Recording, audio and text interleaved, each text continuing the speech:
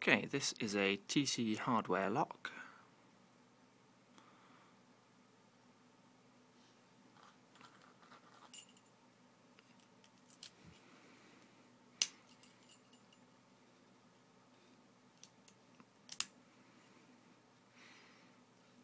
Come on you. Bit sticky there. It's a 5-pin cylinder.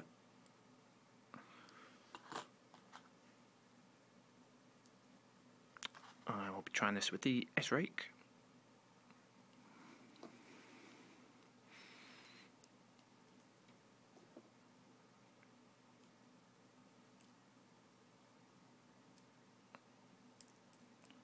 Look at the key, the bitting.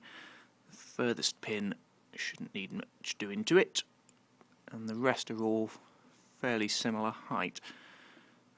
So just a bit of seesawing with the rake should hopefully do the trick here. Oh, like so.